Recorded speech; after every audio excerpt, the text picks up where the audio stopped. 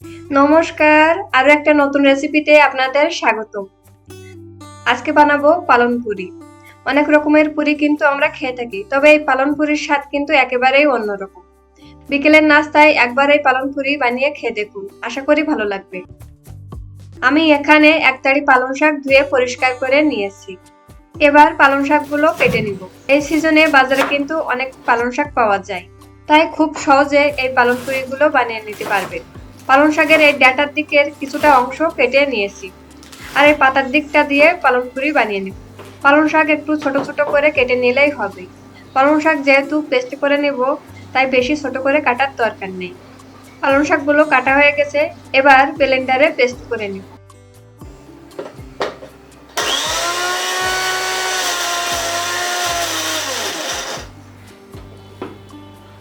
পালং শাকের পেস্টটা করে নিয়েছি, এখন একটা বড় বাটিতে ঢেলে নিচ্ছি। এবার দিয়ে দেব 1 কাপ আটা। আটা অল্প অল্প করে দিয়ে এই পালং শাকের সাথে মিশিয়ে নেব। আমার এখানে এক তাড়ি পালং শাকের জন্য 1 কাপ পরিমাণে আটা লাগছে। আপনারা অল্প অল্প আটা দিয়ে মিশিয়ে এরকম একটা ডো বানিয়ে নেবেন। আটা দিয়ে পালং শাকের ডোটা বানিয়ে নিয়েছি, এখন এই ডোটা এক সাইডে রেখে পুরটা বানিয়ে নেব। পুরের জন্য 2টা আলু সিদ্ধ করে নিয়েছি, এখন একটা গ্রেটার দিয়ে আলু গ্রেট করে নেব। 2টা আলুই গ্রেট করে নিয়েছি। এবার একটা ফ্রাই প্যানে সামান্য তেল দিয়েছি। তেল যখন গরম হয়ে যাবে তখন দিয়ে দিচ্ছি 2টা পেঁয়াজ কুচি, একটা রসুন কুচি, 2টা কাঁচা লঙ্কা কুচি। এবার সবগুলো মশলা একটু ভেজে নিব। পেঁয়াজ রসুন একটু ভাজা হয়ে আসলে এবার দিয়ে দিচ্ছি 1/2 চামচ লবণ, 1/2 চামচ হলুদ, 1/2 চামচ জিরা গুঁড়া, 1/2 চামচ ধনিয়া গুঁড়া, 1/2 চামচ লঙ্কা গুঁড়া। সামান্য জল দিয়ে এবার মশলাগুলো ভালো করে কষিয়ে নেব।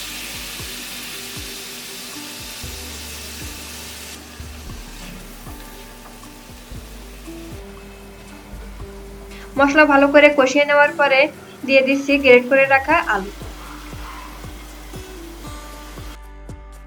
আলুর সাথে মশলা ভালো করে মিশিয়ে নিব। পুরটা যত ভালো হবে পালং শাকের এই পুরিটাও খেতে কিন্তু ততটাই ভালো লাগে।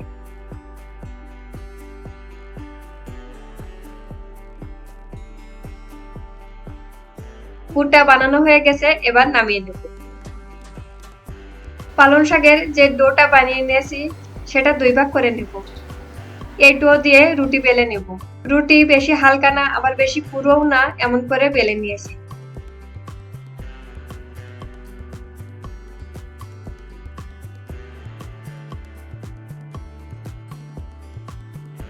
দুইটা ডো দিয়ে কিন্তু 2টা রুটি বেলে নিয়েছি।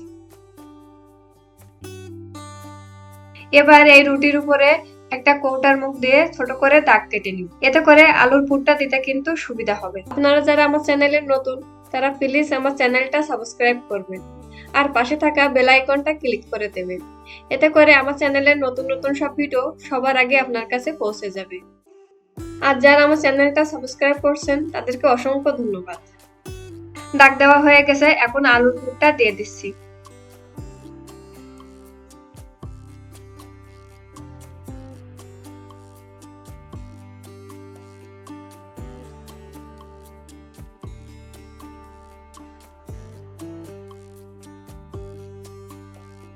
সবগুলো গোলের ভিতরে আলুর পুর দিয়ে দিয়েছি। এখন অন্য যে রুটিটা ছিল সেটা দিয়ে ঢেকে দেব।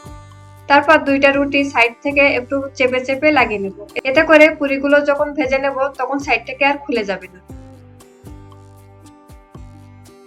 2টা রুটি লাগিয়ে নেওয়ার পর এখন পুরিগুলো কেটে নেব।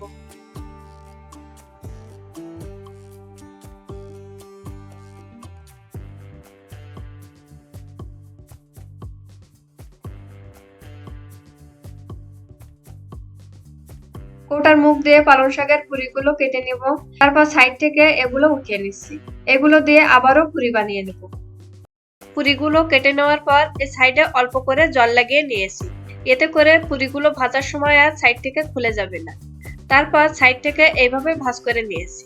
এতে করে পুরিগুলো দেখতে খুবই সুন্দর লাগবে।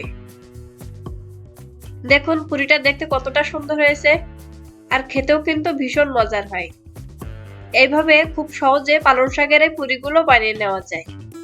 যে কেউ একবার দেখলেই এই পুরিগুলো বানিয়ে নিতে পারবে। আমি আরো একটা বানিয়ে আপনাদের দেখিয়ে দিচ্ছি।